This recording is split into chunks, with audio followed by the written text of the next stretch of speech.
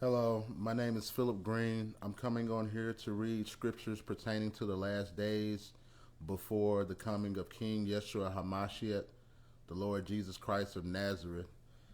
Um, when I read the Bible, I like to get into the meat of the Bible, the main parts of it. So I'm not going to dilly dally, and I'm going to read some really real scriptures out of the Bible. This is Matthew chapter 24, verses 36 through 44. But concerning that day and hour, no one knows, not even the angels of heaven, nor the Son, but the Father only. For as were the days of Noah, so will be the coming of the Son of Man.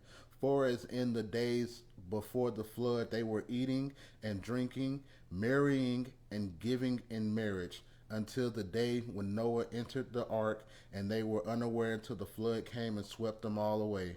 So will be the coming of the Son of Man. Then two men will be in the field, one will be taken and one left. Two women will be grinding at the mill, one will be taken and one left. Therefore stay awake, for you do not know on what day your Lord is coming. But know this, that if the master of the house had known in what part of the night the thief was coming, he would have stayed awake and would not have let his house be broken into. Therefore you also must be ready, for the Son of Man is coming at an hour you do not expect. Thief in the night. This is Luke chapter 21, verses 25 through 28. And there will be signs in the sun and moon and stars, and on the earth distress of nations. We're seeing that now, wars like crazy. Perplexity because of the roaring of the sea and the waves.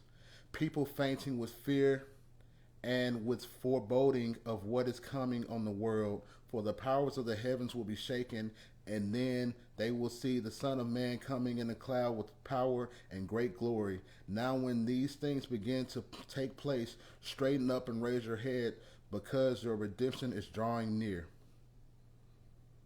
The Lord's talking to his people right then. He's coming for his people.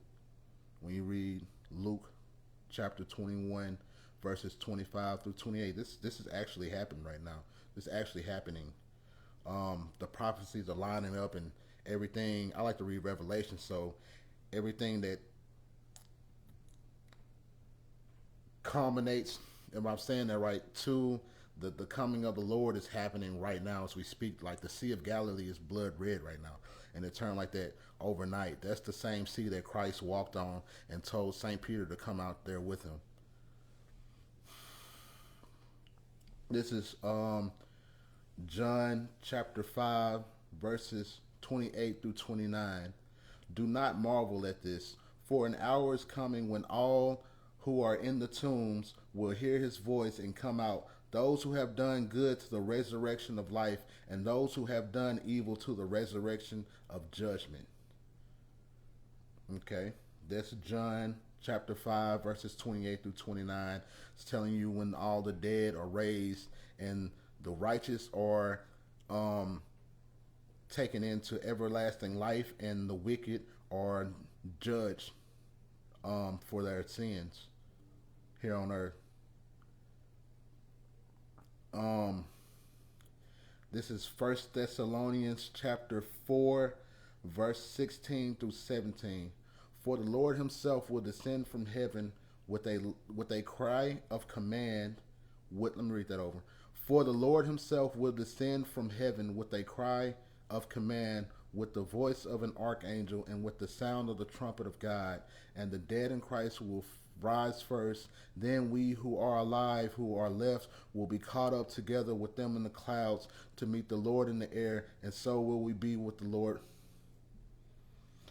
That's talking about the harpazo rapturo, also known as the rapture, in First Thessalonians chapter 4, verses 16 through 17. That's what's known as the harpazo rapture, the rapture, the great catching away, the blessed hope for the believers of Yeshua HaMashiach.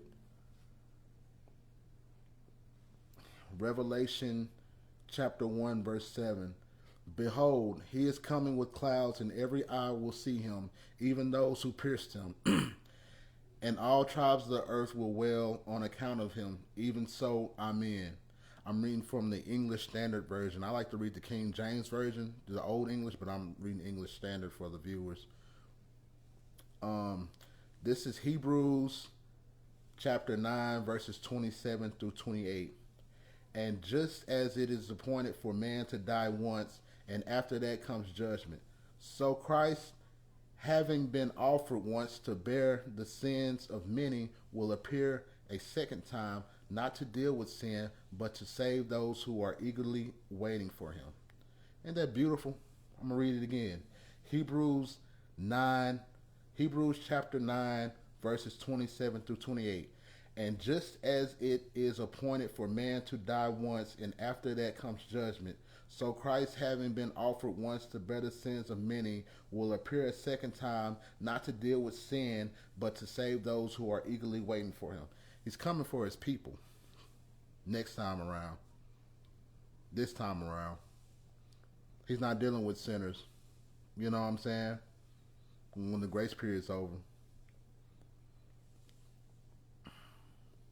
This is Matthew chapter 24, verses 26 through 31. So if they say to you, look, he is in the wilderness, do not go out. If they say, look, he is in the inner rooms, do not believe it. For as the lightning comes from the east and shine as far as the west, so will be the coming of the Son of Man. Whatever the corpse is, wherever the corpse, let me read that all over. My bad. Matthew chapter 24, verses 26 through 31. It's a lot to read. I'm sorry, you guys. So, if they say to you, look, he is in the wilderness, do not go out. If they say, look, he is in the inner rooms, do not believe it. For as the lightning comes from the east and shines as far as the west, so will be the coming of the Son of Man. Wherever the corpse is, there the vultures will gather.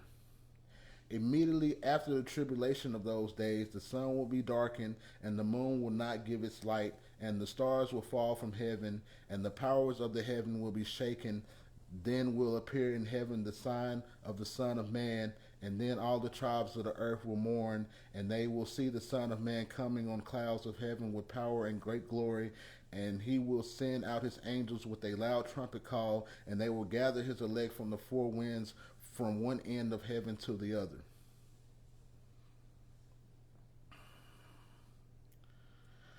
This is 1 Thessalonians chapter 5, verses 1 through 3. Now concerning the times and the seasons, brothers, you have no need to have anything written to you, for you yourselves are fully aware that the day of the Lord will come like a thief in the night. While people are saying there is peace and security, then sudden destruction will come upon them as labor pains come upon a pregnant woman, and they will not escape. You see this a lot today. People are, especially like in places like New York, California, and stuff like that, people are cursing Christ, denying him, all this stuff. Or we're saying we don't need God, screw God, fuck God, we don't need him. And as soon we're good, you know what I'm saying? Everything's peachy. And it says here,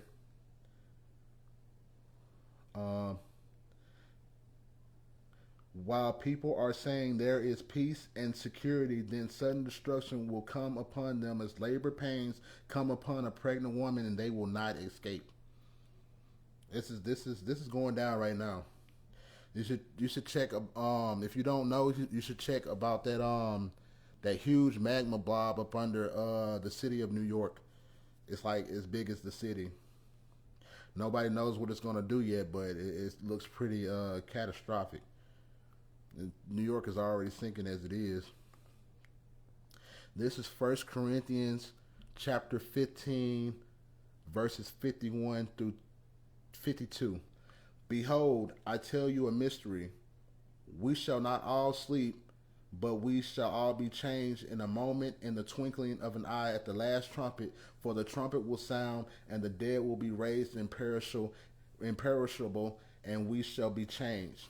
This is right here is one of my favorite verses in the Bible. It's talking about the when Christ gathers his people. It's talking about the transformation into the glorified bodies. They don't talk about the glorified bodies enough in church. They don't talk about this at all. The Christ-like bodies of the believers. I'm talking about these things are better than Dragon Ball Z characters. They don't. If they're not teaching you about the glorified bodies, they don't really know scriptures because it's in the scriptures. Also known as this is also known as the glorified bodies, and it's really a beautiful thing. Okay, so here's the last one. Um, John chapter 14, verses 1 through 3. Let not your hearts be troubled. Believe in God, believe also in me. In my Father's house are many rooms, many mansions. If it were not so, I would have told you. I go to prepare a place for you, and if I go and prepare a place for you, I will come again, and I will take you to myself, that where I am, you may be also. So when the Lord ascended to heaven, when he left earth, after his resurrection, he told his disciples that he would come back in later generations to gather his people and uh, bring us to where he's at, and there we may be forevermore with the Lord in safety and security. We won't have to worry about a thing anymore in celestial glorified holy bodies, or we won't sin anymore. Sin means to offend God. It's the transgression of God's law. Like you can sin against man, or you could break man's law. Let's just say it like that. You break man's law, whatever it is, misdemeanor, felony. You're gonna have to go to court when you're caught, and you're caught in the spiritual when you die. That's when you face judgment. You know what I'm saying? So, your court date is basically your death date on this in the spiritual.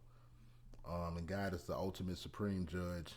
You know, let's not forget that, and let's not throw that under the bridge, because it's not just water. What they say, water under the bridge. But yeah, I hope that this encourages somebody to seek the Lord while he may be found. We are living in the last times before the coming of Yeshua, most definitely. You could look around the earth right now, around different nations. China is experiencing an economic collapse like no other. It's so ugly out there right now. All these earthquakes in New York, California was on fire. Tennessee just had a wild tornado, basically a damn hurricane, really. New Jersey was flooded. New York was flooded. I'm talking about flooded high, like at least 2 stories damn near. It's getting pretty bad, man. The birthing pains, the woes of God are definitely here, and they're getting louder and louder. So if you can hear them, you can see them. You know what I'm saying? It's yeah. But yeah, man, y'all be easy, bro.